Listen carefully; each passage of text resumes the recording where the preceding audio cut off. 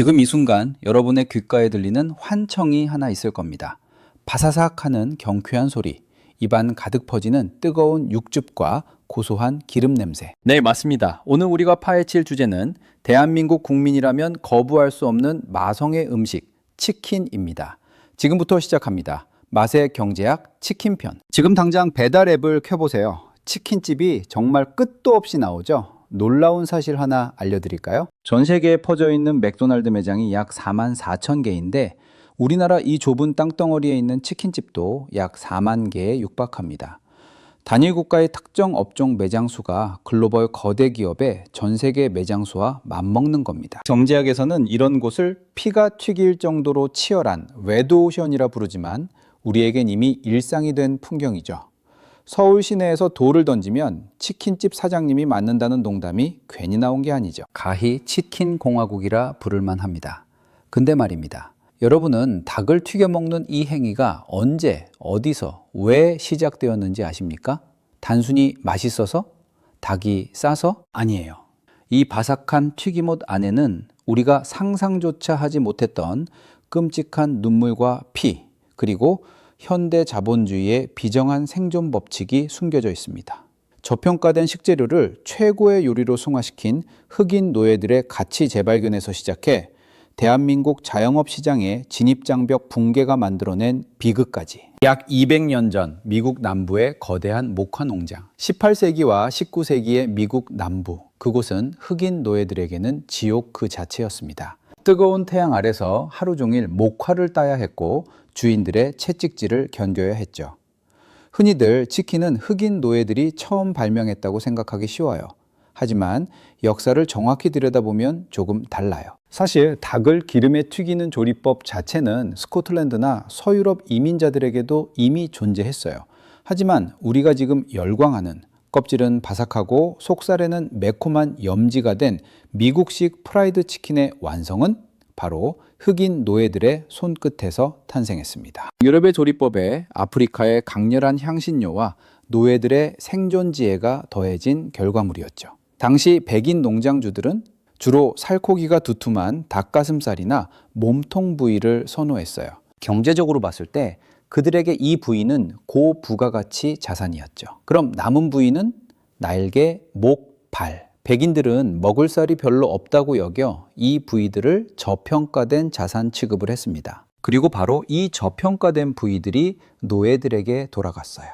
게다가 당시 노예들은 소나 돼지 같은 큰 가축을 마음대로 키울 수가 없었어요. 덩치가 큰 가축은 주인의 재산으로 취급되었으니까요. 하지만 닭은 달랐습니다. 덩치가 작아 구석에서 몰래 키우기도 쉬웠고 백인들이 별로 신경 쓰지 않는 하찮은 짐승이었거든요. 그래서 흑인 노예들에게 닭은 선택의 여지가 없는 유일한 단백질 공급원이었습니다. 자, 여기서 중요한 질문. 왜 하필 기름에 푹 담가 튀겼을까요? 여기에는 노예들의 처절한 효율성 계산이 깔려 있어요. 첫째는 열량.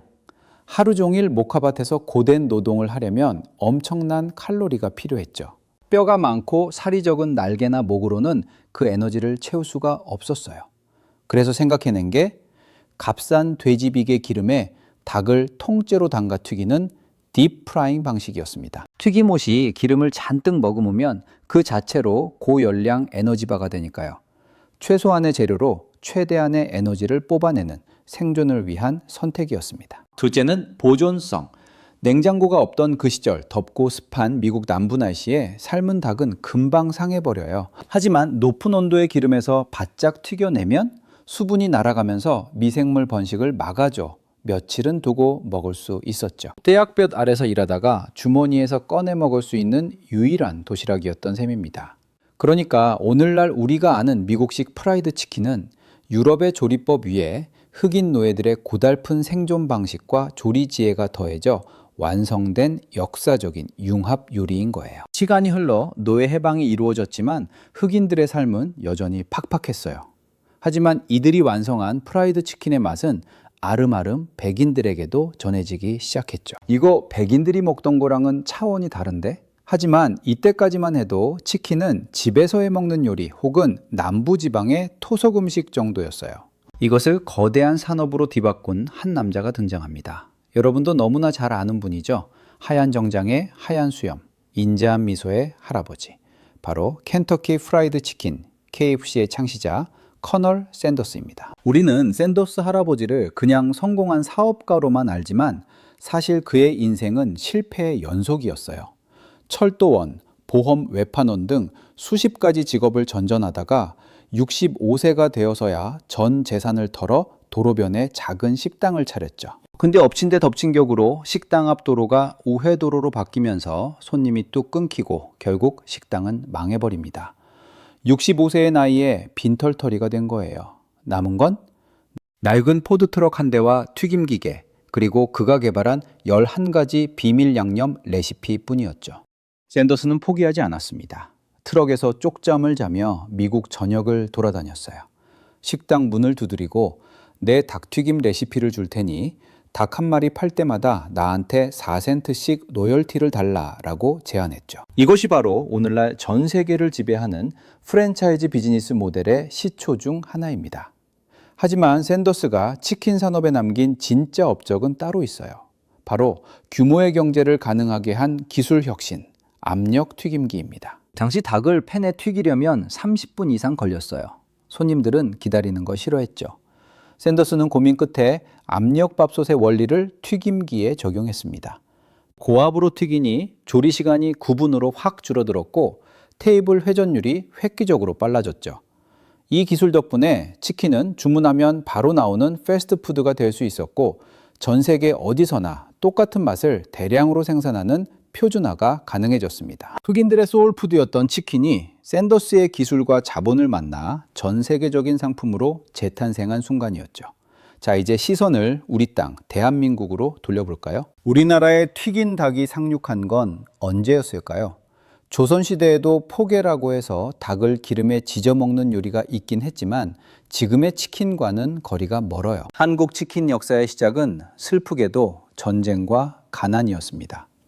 6.25 전쟁 직후 미군 부대에서 흘러나온 닭고기와 기름 냄새가 한국 사람들의 코를 자극했어요. 미군들이 먹던 그 바삭한 튀김은 배고픈 시절 부유함의 상징이자 선망의 대상이었죠. 하지만 1960년대까지만 해도 식용유가 귀해서 닭을 튀긴다는 건 경제적으로 타산이 맞지 않았어요. 그래서 등장한 게 바로 전기구이 통닭입니다. 혹시 기억나실까요? 1970년대 아버지 월급날에만 구경할 수 있었던 그 누런 종이봉투. 영동 영양센터 앞을 지나갈 때 빙글빙글 돌아가던 닭들을 보며 침을 흘렸던 기억 다들 있으실 거예요. 그러다 1971년 해표 식용유가 대량 생산되면서 드디어 한국에도 튀김의 시대가 열립니다. 생산 비용이 낮아지니 공급이 가능해진 거죠. 시장 통닭집들이 가마솥에 펄펄 끓는 기름을 붓고 닭을 통째로 튀겨내기 시작했어요. 하지만 문제가 있었죠. 미국식 프라이드 치킨은 한국 사람 입맛에는 너무 느끼했습니다. 여기서 한국인의 천재적인 현지화 전략이 발휘돼요. 1980년대 초반 대전에서 멕시칸 치킨을 운영하던 윤종계 씨가 세계 최초의 양념치킨을 개발합니다. 고추장, 마늘, 양파, 케첩을 섞은 이 마법의 소스는 느끼함을 잡고 한국인의 입맛을 완벽하게 저격했죠. 페리카나, 처갓집 같은 브랜드들이 우후죽순 생겨나면서 치킨은 단순한 튀김을 넘어 한국만의 독자적인 요리 장르로 진화하게 됩니다. 하지만 여러분, 치킨집이 지금처럼 한 집 건너 한 집이 될 정도로 폭발한 결정적인 계기는 따로 있어요. 맛 때문이 아니에요. 바로 대한민국의 가장 아픈 역사, 1997년 IMF 외환위기 때문입니다. 1997년 겨울, 국가는 부도 위기에 처했고 수많은 기업이 쓰러졌어요. 평생 직장이라고 믿었던 회사에서 하루아침에 쫓겨난 수십만 명의 가장들. 그들이 손에 쥔 건 쥐꼬리만한 퇴직금뿐이었습니다. 이 돈으로 뭘 할 수 있었을까요? 여기서 경제학의 냉혹한 개념이 등장해요. 바로 진입장벽입니다. 반도체나 자동차 사업은 자본과 기술이 필요해 진입장벽이 높아요. 하지만 치킨집은 달랐습니다. 닭을 튀기는 기술은 며칠이면 배울 수 있었고 창업 비용도 상대적으로 저렴했죠. 즉 진입장벽이 거의 제로에 가까웠던 겁니다. 명예퇴직한 김 부장님도 부도난 거래처 박 사장님도 선택의 여지 없이 앞치마를 두르고 닭을 튀겨야 했어요.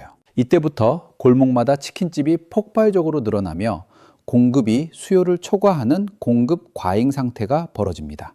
경제 교과서에 나오는 완전 경쟁 시장이 말 그대로 우리 동네 골목에서 펼쳐진 거죠. 살아남기 위해 배달 서비스를 강화하고 간장치킨, 파닭 같은 새로운 메뉴들을 미친 듯이 개발해냈어요.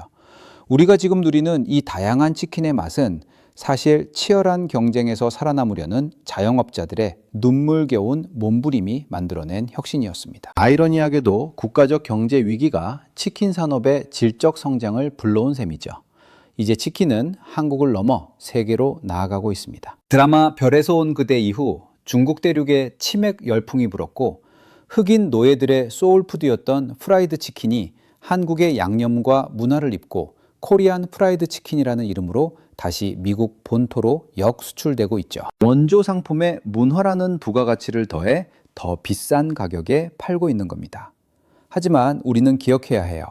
오늘 저녁 우리가 무심코 주문할지 모르는 이 치킨 한 마리에는 2만 원이라는 가격표 너머의 이야기가 담겨 있다는 것을요. 19세기 미국 남부 모카밭 흑인 노예들의 고달픈 노동과 지혜, 65세에 트럭을 몰고 떠돌았던 샌더스 대령의 절박함, 그리고 1997년 차가운 겨울, 가족을 먹여 살리기 위해 넥타이를 풀고 기름 앞에 섰던 우리네 아버지들의 땀방울까지. 치킨은 단순한 간식이 아니에요. 인류의 고난과 자본주의의 역사가 가장 바삭하게 튀겨진 그야말로 맛의 경제학 그 자체입니다.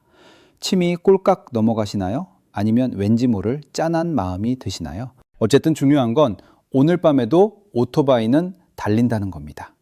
여러분은 오늘 어떤 치킨을 드시겠습니까? 바삭한 후라이드 아니면 매콤달콤한 양념. 어떤 선택을 하시든 그 맛이 여러분의 고단한 하루를 위로해 주길 바랍니다.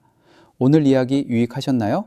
구독, 좋아요, 알림 설정까지 잊지 마시고요. 다음 시간엔 또 다른 흥미진진한 이야기로 돌아오겠습니다. 지금까지 맛의 경제학이었습니다. 감사합니다.